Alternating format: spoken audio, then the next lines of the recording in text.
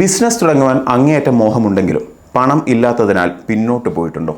എങ്കിൽ കേൾക്കൂ, bank guarantee പോലും വേണ്ടാതെ ലോൺ കിട്ടുന്ന ഒരു സർക്കാർ പദ്ധതിയുണ്ട്. അതാണ് പ്രധാനമന്ത്രി മുദ്ര യോജന. സ്വന്തമായി ഒരു സംരംഭം തുടങ്ങുക, ഇത് നമ്മളിൽ പലർക്കും ഒരു സ്വപ്നമാണ്.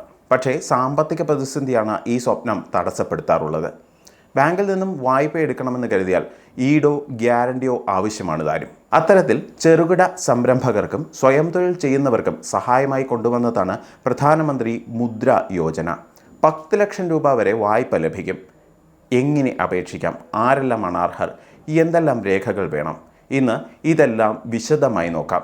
ജനഹിതം 24/7 സ്വാഗതം.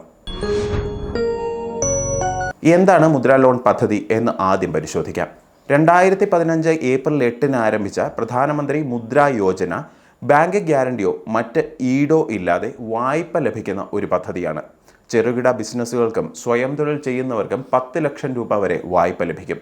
കുറഞ്ഞ പലിശ നിരക്കാണ് ഈ പദ്ധതിയുടെ ഏറ്റവും വലിയ പ്രത്യേകത. വായ്പയുടെ വിഭാഗങ്ങൾ പരിശോധിക്കാം.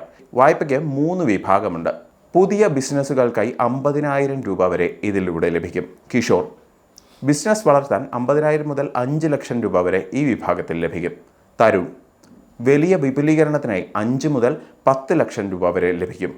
തരുൺ പ്ലസ് മുൻകാല വായ്പകൾ വിജയകരമായി തിരിച്ചടച്ച സംരംഭകർക്ക് 20 ലക്ഷം രൂപ വരെ വായ്പയായി ലഭിക്കും. ആർക്കെല്ലാം അപേക്ഷിക്കാമെന്ന് നോക്കാം. ചെറുകിട സൂക്ഷ്മ വ്യവസായ ഉടമകൾക്ക്, സ്വയം തൊഴിൽ ചെയ്യുന്നവർ, അതായത് ടൈലർമാർ, മെക്കാനിക്കുമാർ, ഹോം ബേക്കർ എന്നിങ്ങനെയുള്ള ആളുകൾ, ചെറു വ്യാപാരികൾ, സ്റ്റാർട്ടപ്പുകൾ, കർഷക അനുബന്ധ ബിസിനസ്സുകൾ, വ്യക്തികൾ, partnership firm, private limited, public limited കമ്പനികൾ എന്നിവർക്കും ഇതിനായി അപേക്ഷിക്കാവുന്നതാണ്. വായ്പ ലഭ്യതയും ഗുണങ്ങളും. വരുമാനം സൃഷ്ടിക്കുന്ന ബിസിനസ്സുകൾക്ക് ബാങ്കുകൾ, ധനകാര്യ സ്ഥാപനങ്ങൾ, മൈക്രോ ഫിനാൻസ്, NBFC എന്നിവയിൽ നിന്നും ലഭിക്കും. മുദ്ര കാർഡ് നൽകും. ഇത് ഒരു ഡെബിറ്റ് കാർഡ് പോലെ പ്രവർത്തിക്കുന്നതാണ്. ആവശ്യമായ രേഖകൾ എന്തെല്ലാമാണെന്ന് പരിശോധിക്കാം.